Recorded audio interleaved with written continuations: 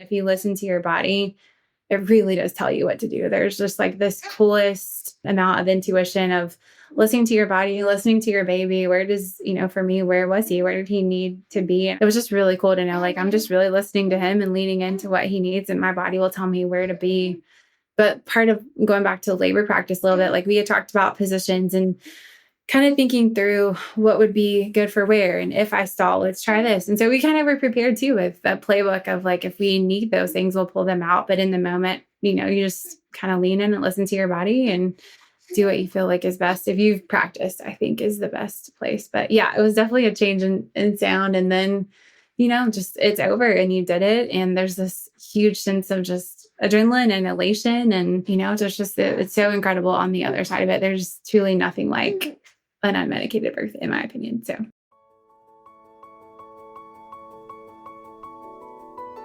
Getting pregnant and giving birth are two of the most exciting things you can ever hope to experience in this life. The moment you think you could be pregnant, you're frantically searching for all the best information, which is why you're here today.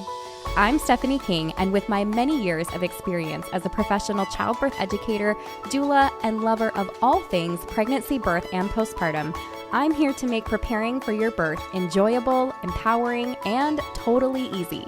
Each week, I'll cover different topics, interview professionals, and get into the nitty-gritty birth stories from mamas just like you. And when you're ready for more, you can join me in the My Essential Birth course at myessentialbirth.com, where I take you step by step through exactly how to prepare your mind, body, spirit, and partner for a birth you love. So let's get started.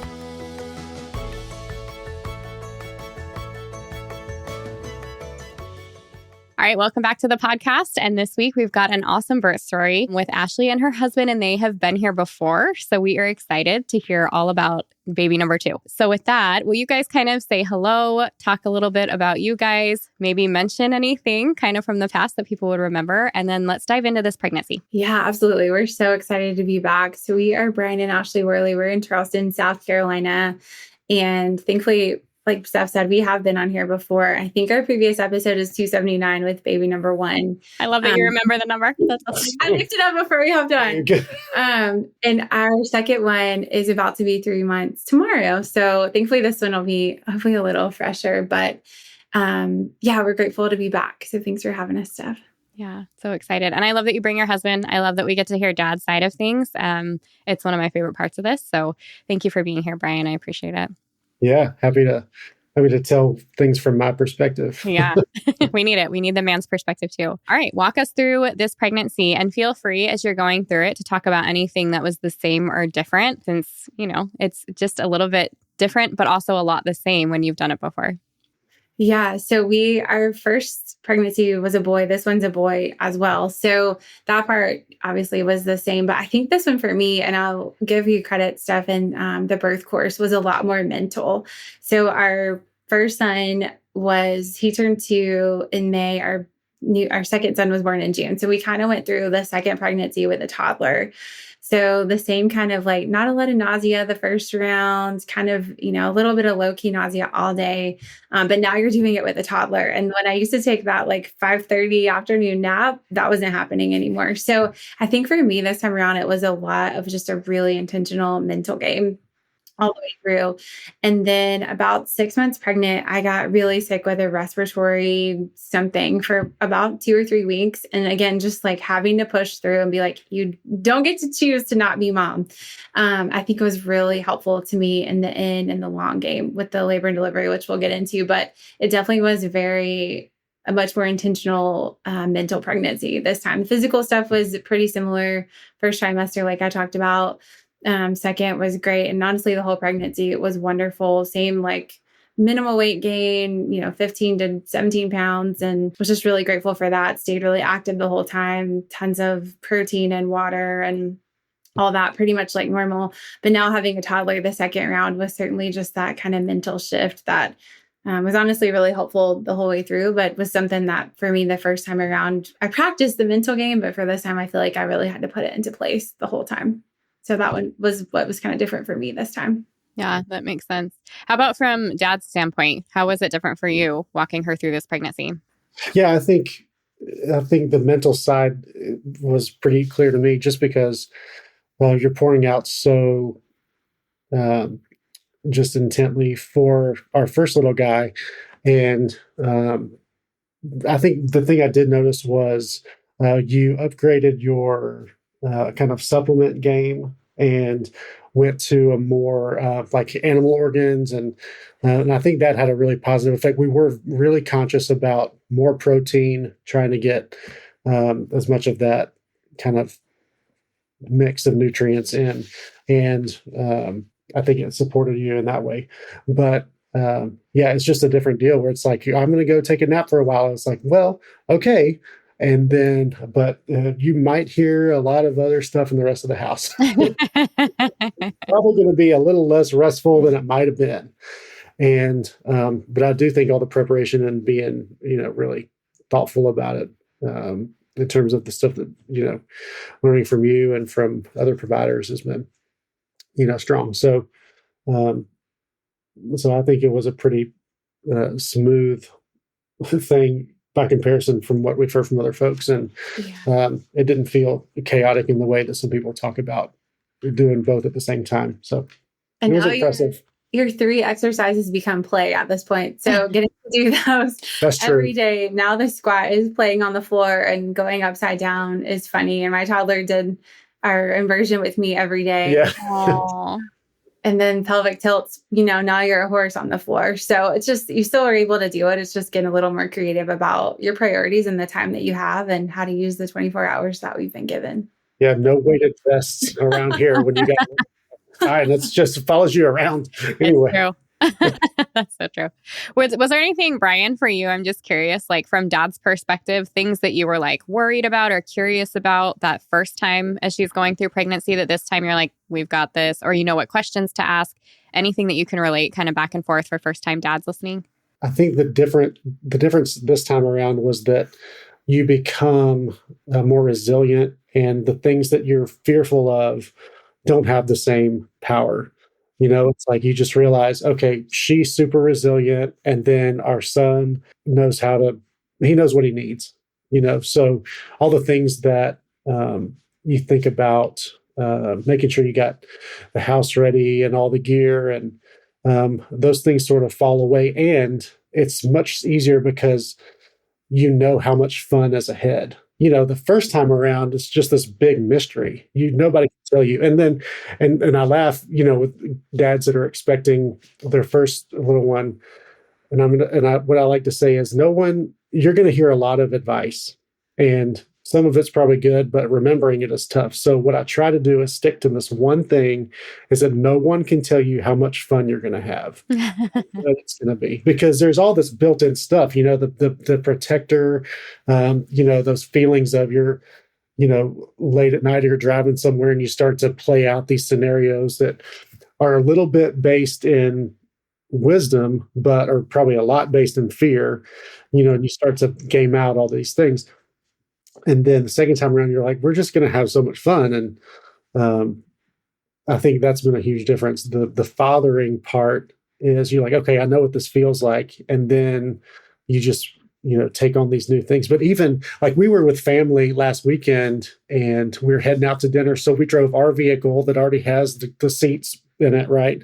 So, Ashley's folks just jumped in with us, and I was like, oh, I'm the dad now, I'm the dad who drives, and, the grandparents, are along for the ride, and so it's a slow thing. And, the way that moms and babies are so inextricably, you can't overstate how profoundly connected they are, but it's a different thing, for us. And now that I have such a deep connection with our first son, I can sort of map that onto what it's going to be like with our second one. And I think that's another piece. You don't know what it's going to feel like, and the idea of, is it just going to be the baby just going to love mom? Is there going to be a bond with me? That is a thing that I didn't even appreciate that was going through my head and my heart, for that matter. So my advice would be, yes, it's going to come, and it's going to be way better than you can imagine. So, you just have to, it's almost a delayed gratification, really, because you're in the early days where they're not as interactive. And, um, it's just, you know, survival isn't the right word, but it's quite existential. It's like we're sleeping, we're eating, we're changing, we're whatever. So I think that's been the biggest difference, is being able to imagine the bond that I have with our second son now, looking out, is it just takes a lot of that distance off, I think. Yeah. Thank you for that. All right. How about let's dive into your providers. What did you have last time? What did you choose this time? So we did a birth center last time, and we did the same this time. We just had the best experience before. This time, the only difference was the midwife that caught our baby, Bryan caught our baby last time. Spoiler alert, if you listen to the last episode, she was like, I'm willing just to kind of be on call for you guys. So we were able to count on her not having to wonder like who's going to be around, who's going to be on call when the baby comes. So that was a little bit of peace. I mean, we still saw there's probably 4 or 5 midwives in the practice, but she's primarily who I asked questions of. And I kind of saw her on the bigger appointments, whether it was, I did do the GBS test. We did do a fresh test for diabetes screening. So I saw her for those appointments so that she kind of saw the bigger milestones just in case anything had happened. But so that was kind of our only difference this time, is we were really happy with the birth center, but I was able to have even a little more peace of mind that she would be the one that would be there during delivery. Yeah, I love that. I am that person that's like, I want who I want, and that's going to make me comfortable. So I totally get that. That's great. Yeah. And Bryan, what did you think of the midwife? I guess you round 2, right? Well, we're buddies now. We're like, brother and sister in arms at this point. I mean, even when, we were getting in contact with her, like, okay, labor's happening. She happened to be at the birth center at the tail end of another birth, and she was on call that weekend. And so she was joking. She said, okay, we'll get moving. And then I'll meet you in our spot, because Jack was born in the parking lot. So my joke has been, with Jack, we didn't make it in the building. And then with Clark, spoiler. Here's the Don't spoil it. Don't spoil it. Okay. I'll save it. We keep listening. Yeah, we didn't make it in the building again. Is maybe the story there, but she and I have a great working relationship, so we're buddies now. And then seeing the rest of the practice come together. I mean, that's very funny at this point. Because we're like, oh yeah, we know you guys. We know what happens with your babies. They have a plan of their own. So I will say, Steph, thanks to you and just the way that you really empower us as our audience to choose our provider and have a voice. So there was a visit. I won't get into all the details. One of my earlier visits, I encountered a midwife that I just did not click with. She was a little negative. She was already talking about transfer on, I think it was one of my earlier visits. So I was able to go to the front desk and just say, like, this is someone I don't really want to spend time with. Wasn't something I want spoken over my pregnancy.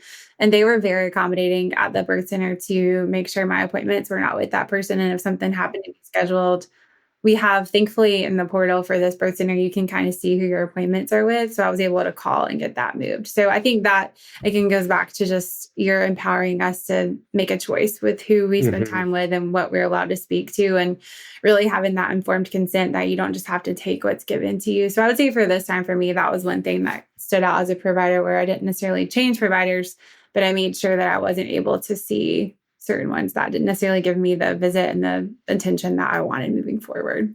Yeah, that's awesome. And I will say, we've met a lot of other people and have friends that have had delivered at this birth center, and everybody's experience is a little different. And I think I put a lot of the credit on how positive the experience was with us, is because we knew we had, I think, good expectations, and we felt very empowered with just the knowledge of what our options are. I think there's this, this narrative that your work is countervailing, that you are at the mercy of whatever the experts say. And it's like, well, you have a partnership with the people who have this deep knowledge, but we call the shots in that way. And I don't think we would have come to that conclusion on our own. So that's a point of gratitude that we have. I love that so much. Okay, how about what were those daily things that you guys did together or separately in preparation? So you mentioned, you ate protein, you did the 3 exercises, you talked about the mental game. Was there anything specific that you did to really boost that for yourself, or what were your daily things that you were doing? Yeah, great question. Yeah. So physically, the daily exercises, I had some pelvic floor PT exercises I did as well. I think at least third trimester on, and maybe some stretches for her during the second trimester too, just to really prepare physically. I'm like you, I like love the physical preparation of birth. So that for me was easy and fun and I loved it. And for the mental game, I think it was really just even in those like that month or so when I was sick, it was every single moment of just being like, I can do anything for a minute. Thankfully, I'd had a unmedicated birth under my belt previously. And I'm like, if I can do that, I can do this. So just really taking things, one instance at a time, 1 minute at a time, things with our toddler sometimes, just taking them like, okay, we're in this moment. We can get through this moment. We'll get through the next one. We've done it before. And just really kind of that mantra of like, I can, I am, I will. And I've done it before. I can do it for a minute. And now just making things that seem really big and complicated very small and very fractionated, and then just taking it one step at a time. So honestly, for me, I feel like practicing for birth the first round has then paid dividends just in the way that we live our life moving forward, and just practicing something big and monumental like that in seemingly big daily things that really aren't that big of a deal. So I think it was a lot of that, just like mantra and repeating. Even in workouts, like I do a lot of bar. So short segments is the way a bar class is structured. So for me, it's a lot like birth and like, okay, I can get through this set. Or if I'm doing a HIIT workout, I can get through this set and move on to the next. And so I think it was just taking those little moments, especially when I was doing workouts, to just like pause and think through, like, break it up small. You can do the hard things and it's worth it for the goal in the end. So I think it was just a lot of that, a lot of just positive mindset over and over, a lot of prayer for us. Faith is really important. So prayer and then being really vulnerable, I think with Bryan and with my provider, just this is how I'm feeling, just being reassured, like it's going to be fine. Even if the outcome is this and that's not what we wanted, it's going to be fine. We'll figure it out. And there's always some positive way to look at a situation. So it was just a lot of small, intentional, daily mental work, I think. Yeah. And I would add to that we have tried to be really purposeful about the way we speak about things around us, even in the way that we're raising our first son. It's like, he falls down, and instead of focusing on, you need to be more careful, just reinforcing the idea that I'm so impressed with how resilient you are. You're so good at healing. You're really, whatever the example would be. And I think that's carried over into, it's like, all right, we've got a big thing coming up. It's going to be so cool. I can't wait to meet Clark. It's going to, I think that shift. So when challenging things do come up, we've already got that kind of instinct, or it's not a reflex really, but we're practiced in finding, what's the most beneficial way to think about this. So we're good at that a lot of times, and we're getting better at getting good at that. I like it. Okay. So do you have anything to say about midwife appointments, or did you have any vaginal exams? And as things went later on in the pregnancy, were there any issues that you guys needed to discuss or anything like that? Or was it just pretty straightforward? Yeah, great question. I didn't choose any vaginal or cervical exams the whole time. And I will say we haven't done them for either of our pregnancies, and going back to just like feeling really empowered coming from you, I think a lot on that front. And I will say for our midwives, we've never been asked or pressured really. I think like at my 39 weeks, it was like, if you want one, I will, but never were we pressured or did anything accidentally happen that we weren't prepared for or anything like that. So super grateful for that. I think, like Bryan mentioned, last pregnancy, I did more like an herbal-based supplement. This time I was doing carnivore supplements. And last time I had a really low platelet count, like to the point where I was going to almost have to transition out to the hospital. They weren't going to let me. I was on I had to be at like an 80, and I think my labs came back at like an 81. So I did do the papaya leaf extract for that the entire pregnancy this time. But I also think with the carnivore vitamins, we were doing raw milk, which I knew was a little controversial, but was fine with that the whole time. Tons of meat and good protein. I had no lab issues this time. With platelets, last time I had a elevated glucose on my first test, even with the fresh test, but past the 3-hour one, totally fine. This time, no issues with glucose on that. So I think overall, just nutrition played a huge piece in this pregnancy as well. I mean, I guess there's no way to know. There's different factors for pregnancy, but no lab issues this time, no GBS, which I didn't have last time either. But I think all my labs were just super easy peasy last time. And that was a point of tension and stress last time. Mm-hmm. Yeah, that's awesome. Bryan, did you have something to add to that? No, I just agree. It was so much more peaceful because of all the moving parts. It's nice to take one out, Yeah, totally. Totally agree with that. Okay. So how many weeks were you when you went into labor? Was there anything leading up to it that you're like, I can tell that it's coming or this is the day? And then let's get into the birth story. Yeah. So Clark was born at 40 and 5, which going back to the mental game for me, Jack, our first son, was born at 39 and 5. And so mentally I was prepared to be pregnant to 41 and 1 last time. And so to come quote early last time versus this time, even though I know the due date is a guess date, it was something about hitting that date and everyone starts calling and texting and checking in. It was definitely more of a mental game than I realized. And so I'm grateful now just to have a little bit more grace and I don't know, just for people that pass their guess date. And I think next time I'll be like, we'll just give like a guess month. I'm not even giving next time.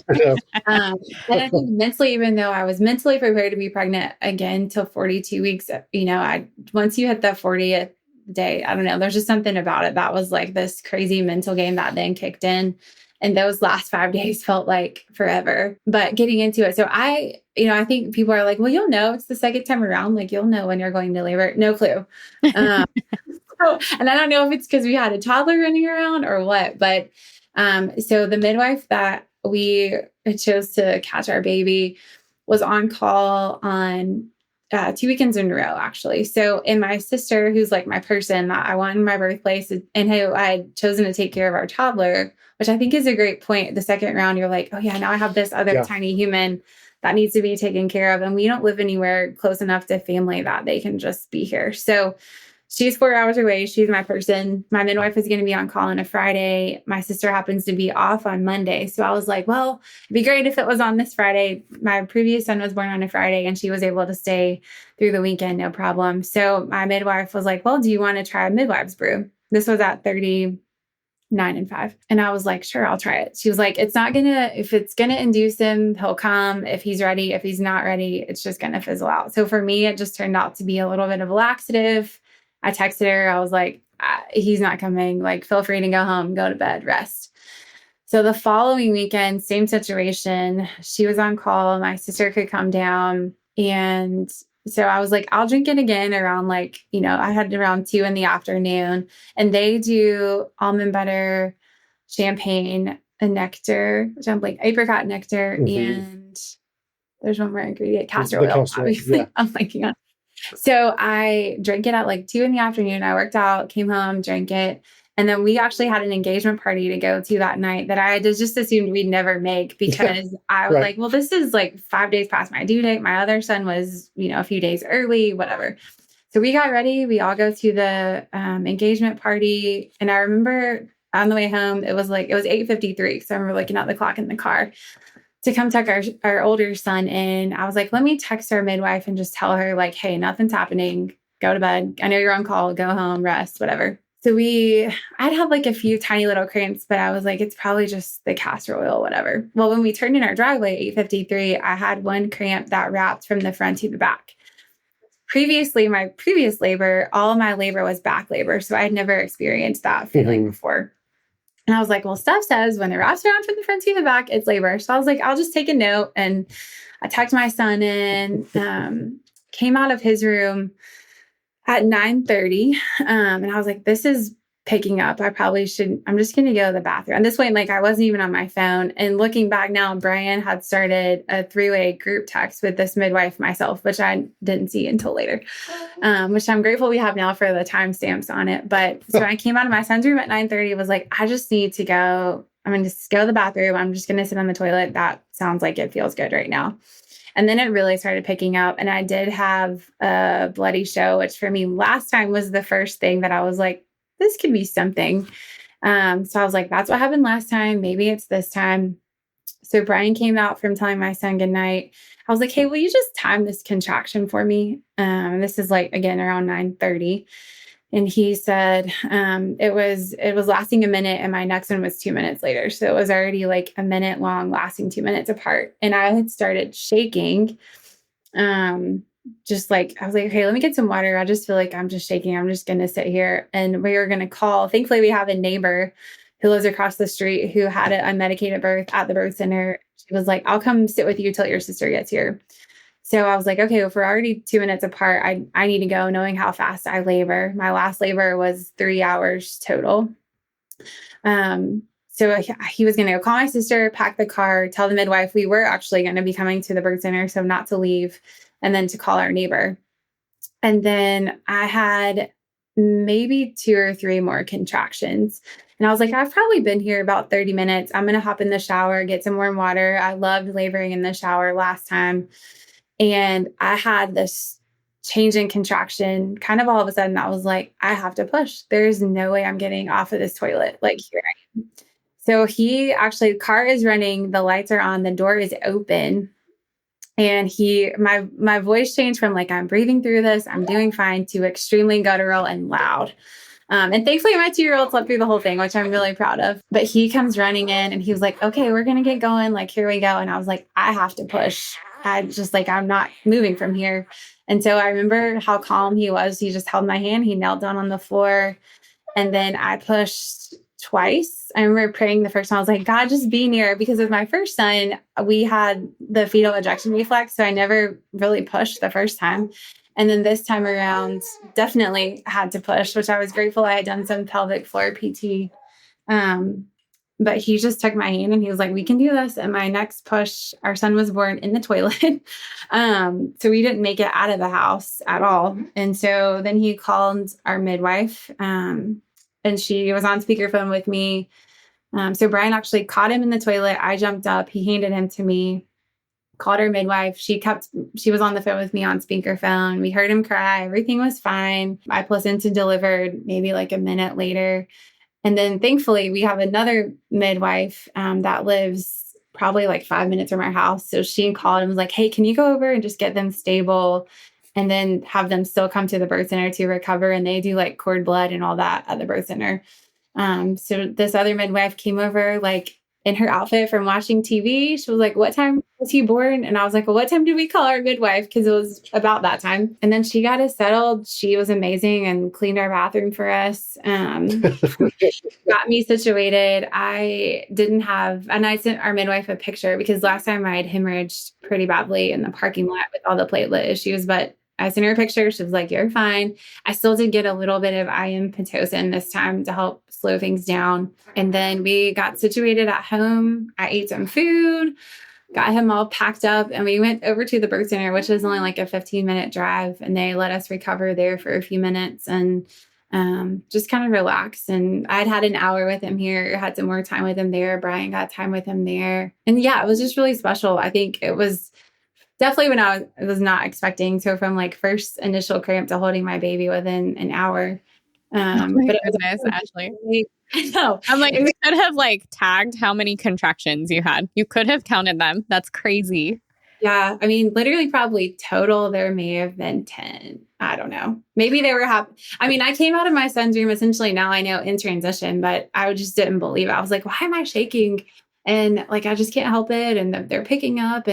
But I mean, I wouldn't have believed you if been like, you're in transition right now, until obviously looking back. But I think what was so important to me about sharing this story was, things like this do happen. They're not common, but how confident and calm we were, and how confident and calm Bryan was because of being a part of your birth course and listening and learning and just feeling confident. And I mean, thankfully everything was fine.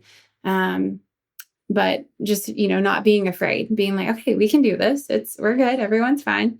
And it really was. And it was just, I thought last time was the perfect delivery story. And this one, I feel like the Lord just blessed me even more just of how incredible it was. And I mean, you definitely put the work in, but, and again, I know it's not normal, but I felt like it was a story that could be shared for if it happens for other people, but also for dads to hear like, it's okay. And it's, be prepared and be calm. And, I just can't imagine what it would have been like if you had been frantic or upset or like, no, we have to get in the car.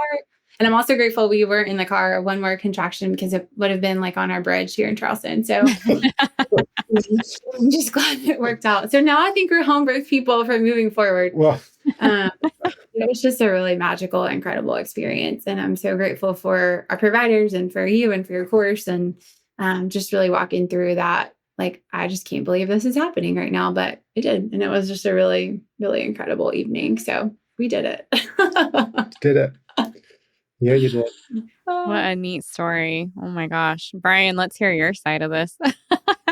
Well, when you hear it, I had forgotten a lot of it, at this point, a few months out, but I just, you play the field that you're standing on, I suppose, so when I heard her voice change, I think something just clicked. I was like, here, this is it, we're in it. And I think, because our first son's birth was so fast and it had all this kind of unexpected thing. And we were like, well, it could be anything. I think at that point I was just like, I'm ready for anything, did not imagine that. There are a few little things that I remember very clearly. The first one was after I got him out of the toilet, Ashley, she said, get him out of the toilet. I was like, okay, I got him. It's all good. I was like, I got him. She goes, give him to me. I'm like, yeah, of course. There's that thing of like, okay, I got him. I'm not going to let anything happen. She's like, well, you give him to me. I said, yes, ma'am, you're right. You're right. But I think the thing that, and maybe this mapped over from our first son's birth, but we just felt so well supported by, of course, the midwives, but just our neighbor who we don't, see all that often. And she and Ashley just crossed paths, literally just, out on a walk. And I think one of the things that we were nervous about was like, what do we do? It's in the middle of the night, like it is for many people, and certainly was. He can't just be here by himself, whatever. But it was so cool that lined up in a way that we couldn't have imagined. But I mean, it was just, it is funny, I'm wearing my Apple Watch that, you look at your heartbeat over, it's like you're resting your average heart rate, whatever. It's like, oh, and then you go and it's just like this unbelievable for a short time. And I'm like, yeah. I love that you have the evidence of that. That's awesome. Yeah, you have the evidence. Yeah, the time. Yeah, all the text. Yeah, and I took, with our first son's birth, it was like the contraction timer was so all over the place, and that's kind of a funny thing to hold on to. But now the text and the calls with all the providers and all that. So, I appreciated it so much. But I mean, it was so fast. There just wasn't time to think about anything else. I've joked at this point since I caught him in a parking lot and then I caught this one here in the bathroom. I'm like, do I get to add letters behind my name? What's the deal here? Earned. So, yeah. So just the way I feel about it was so unexpected and so fast. And it's it's the kind of stuff they put in movies and sitcoms, right? Right. But every now and then art does imitate life in that way. But he's so healthy, and Ashley was, just amazing to watch and resilient. And, afterward, it's like we were having a house party up in here. They got the midwife here and the neighbor and her sister's on the way. And we're all kind of laughing. It's like I never imagined the first time I carried him in the car seat would be out of the house to go to the birth center. So you have all these kind of quirks about it, but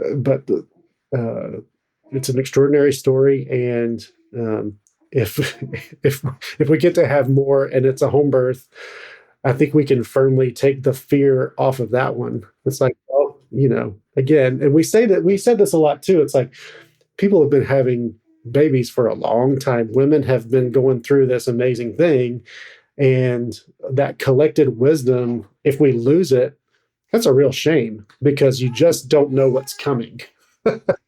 So, yeah. It was amazing, and I never heard her make sounds like that before. And I knew it was real when I heard it across the house. But That was actually, I wanted to kind of go back for a second and just talk about how you worked through them. Like, what did it feel like? How long were they lasting? How far apart they were? How were you getting through them? Was it mental? It sounds like you were using some noise. Can we talk about that? Yeah. So I think now that I know through transition, it was just a lot of breathing and kind of relaxing my pelvic floor, just visualizing like, I know I can do this. It's going to be a minute-ish and I can do it. And then it was just that all of a sudden, the next wave was just like, you just had to push. And I think so my pelvic floor therapist had kind of shown me the muscles to use to push this time if that was going to be the case. And I just remember like, I've practiced this, I can do this. And so that one, I definitely did have to push. And I will add like my water broke on that first or second push kind of throughout. So I did have that cushion working through, and I didn't end up tearing at all either, which I think, again, it was just like physical work and just being prepared. But yeah, it's hard to describe just kind of the pressure, kind of like you talk about, of like almost like having to go to the bathroom, but I don't know, just this deep sense of pressure, but you cannot avoid it. Like you just have to literally push through it. But the kind of the guttural noises made it doable. And yeah, it was just a total change from like quiet and calm and just like breathing through, like, I've got this, to like, it has to be loud and guttural. And thankfully our son slept through it and it is what it is. But even going up to that, I knew how fast I labored the first time. So I had warned our son, or just kind of talk through like, there may be some time when Clark's ready to come and mommy may make some sounds that sound different, and just kind of preparing him. He's a little young probably to watch birth videos, but I can definitely see the benefit of that down the road, and just understanding like there's going to be different sounds. Everything's fine. Mm-hmm. Our dogs, just like last time, kind of freak out in the middle of it. Yeah. It's just like Bryan said, it's so carnal and it just feels so natural. And like, yeah, like I know I'm never usually like that, like in normal life, obviously, but it's just, it just comes and you just lean into it. And it was the best thing in that moment. And just like, even I didn't imagine laboring on the toilet, but it's like in that moment, if you listen to your body, it really does tell you what to do. There's just like this coolest amount of intuition of listening to your body, listening to your baby. Where does, for me, where was he? Where did he need to be? And it was just really cool to know, like, I'm just really listening to him and leaning into what he needs, and my body will tell me where to be.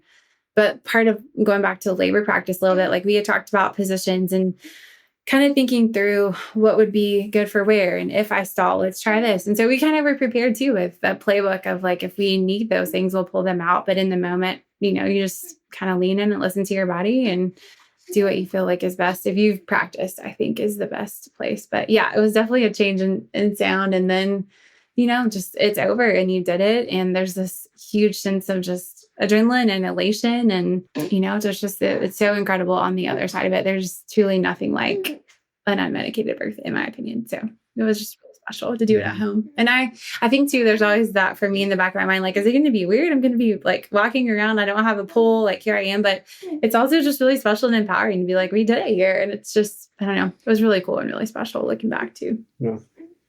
That's so neat. All right. Well, you guys know I love to end these episodes with your best advice for moms and best advice for dads. So Ashley, do you want to go first? I would say for moms, going back to that previous statement of just really put in the work. It's worth it. And I know, the length of my labor isn't normal, but I think the mindset and the physical work of like, do the exercises. It's just 3 little things every day. Like I said, you can make it play with your older kids, and it's just worth it. It's knowing, I think I would always think through like, even silly, like of skipping for a day, or if I was too tired of it, and thinking back and like, depending on how labor goes, if I look back and think I didn't do this for X amount of days, I don't know sometimes what you can control and what you can't control, but just knowing that we both did everything we could in that preparation season to make it the best experience for me and for our baby, and to keep ourselves low risk and in that driver's seat of like, okay, because we're low risk, we can make decisions. And I'm 38. So I think, it puts me in a place of quote high risk or geriatric or whatever, but coming from a place of I'm healthy and we do what we can do to stay in that place, I think gives us a lot of power throughout our pregnancy, labor, and delivery. So I would say do the work. It's worth it. And then for dads, I think kind of like Bryan said, I would, again, do the work, do what she asked you to do, listen to the podcast, do the course with your wife. I think the more you know, the more empowered you can be and the less fear is on the table. And honestly, in a situation, if we had been at a birth center or hospital and things popped up, like you're prepared to have those conversations with the provider or let the doula help you. And you're not walking into a place of fear, but you really can provide for your family by already learning, you're already providing for your baby. So I would say it was just a really beautiful season to work together and do something really special. Yeah. Yeah, no, I would agree. I would say, again, my overarching advice to new dads is it's so much more fun than you can imagine. It requires effort. Obviously, it's going to take something from you, but that's what we're built for. That's how, a man's heart is designed to provide and to make things better around him. And there will possibly be voices that tell you you're not prepared in some way. And I think a lot of it is, yes, get the information, understand what's going on, ask the questions about things you don't understand, ask, what do you think you're going to need from me? But the way that you set a tone or an environment around, Ashley's been really kind about my reaction to her saying, I have to push right now. And deciding to be that sense of calm and is a pretty powerful thing, especially if you find yourself in an environment where, if you're in a hospital environment, whatever, and there are all these things coming, if you don't know what she wants, then you've missed an opportunity to protect her. So find out what her plan is, understand it well, and know that you have the options, and it's your responsibility and it's your privilege to be the bulwark against all those things that don't support what she really wants. So it's more fun than you can imagine, and it's an opportunity to really enjoy the role of being the man. It's awesome. You're gonna love it. I love that.